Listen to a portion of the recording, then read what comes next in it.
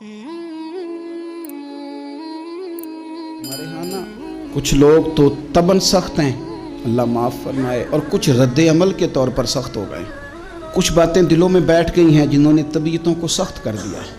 کبھی کہیں آپ بہو سے کہ چلو بوڑھی ساس سے اگر کبھی کو بات سخت نکل گئی ہے تو معاف کر دے، وہ تیار نہیں ہوتی، وہ کہتی ہے تمہیں پتہ نہیں میرے ساتھ کیا کچھ ہوا۔ کبھی ساس سے کہا جائے نا چلو بھول گئی تھی بچی تو آپ درگزر کر دیں، تو کہتے ہیں تمہیں پتہ نہیں میرے اندر سختی کتنی آ گئی ہے، دکھ کتنے بیٹھ گئے۔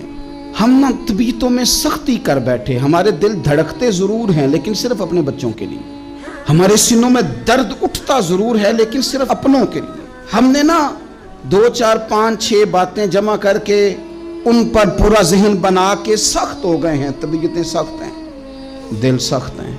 میرے نبی پاک صلی اللہ تعالیٰ علیہ وسلم نے فرمایا، یہ حدیث مسلم شریف میں موجود ہے، فرمایا جنت میں وہ لوگ داخل کیے جائیں گے جن کے دل چڑیوں کی طرح نرم ہیں۔ نرم دل کے لوگ، معاف کر دینے والے، جلدی مان جانے والے۔ ایک صاحب تھے، اپنے بھائی سے ناراض ہو گئے اور انہوں نے رشتے سے انکار کر دیا، پہلے ان کے بیٹے کی وہیں پہ نسبت تھی، انکار کر دیا۔ کئی لوگوں نے ان سے کہا، میں نے بھی کہا، تو وہ کہنے لگے پیر صاحب عزت بڑی کرتا ہوں آپ کی لیکن میں مرد ہوں، ایک دفعہ نہ کر دوں تو پھر ہاں نہیں کیا کرتا۔ تو میں نے اس صاحب سے کہا، میں نے کہا یوں نہ کر، اگر صبح قیامت تیرے بارے میں کوئی سخت فیصلہ آ جائے اور رب کو منانا ہو کسی مقام پر تو کیا کہے گا؟ بہانے بنا بنا کے ہم سخت ہو گئے، دل اتنے سخت پتھر کر لیے، میں فلاں ہوتا ہوں جی، میں نہیں دوبارہ کسی کی سنتا۔ اور خدا کے بندو، میرے نبی پاک علیہ السلام نے فرمایا مومن تو اس طرح ہوتا ہے جس طرح اونٹ کے ناک میں نکیل ہوتی ہے، بٹھا دو تو بیٹھ گیا، اٹھ جاؤ تو اٹھ گیا۔ اور حضور نے فرمایا وہ لوگ جو بہت بد اخلاق ہیں، جھگڑالو ہیں، فسادی ہیں، سخت دل ہیں، وہ لوگ جنت میں نہیں جائیں گے۔ جو جھگڑے کرتے پھرتے ہیں، جھگڑالو لوگ ہیں۔ عزیز دوستو، اپنی زندگی کے اندر طبیعت میں نرمی، اگر طبیعت نرم ہو گئی نا جی، مزاج میں نرمی آ گئی، تو پھر آپ محسوس کریں گے کہ آپ معاف کرتے بھی جلدی ہیں اور معافی دیتے بھی جلدی ہیں۔ پھر آپ کے تعلقات بچیں گے، آپ کی نسبتیں بچیں گی، آپ کے بہت سارے رشتوں میں قربت آئے گی، ٹوٹیں گے نہیں۔ ایک تو دل نرم کریں، کسی شخص کے بارے میں دل میں کوئی بات ہے تو اسے معاف کریں اور معافی دیں۔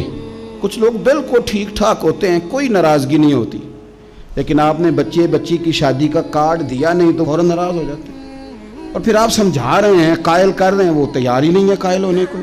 سنو، اور اس حدیث کو یاد رکھنا، نبی پاک صلی اللہ تعالیٰ علیہ وسلم نے فرمایا جس کے پاس اس کا بھائی عذر لایا، بھائی معافی مانگنے آیا اور پھر اس نے معاف نہ کیا، اللہ کے حبیب فرماتے میرے حوض کوثر پہ نہ آئے۔ تو سخت ہو کے بیٹھ گیا ہے، تو کہتا ہے میرے سے پہلے سنے، میں آپ کو بتاؤں اس نے میرے ساتھ کیا کیا، اور ٹھہر جا۔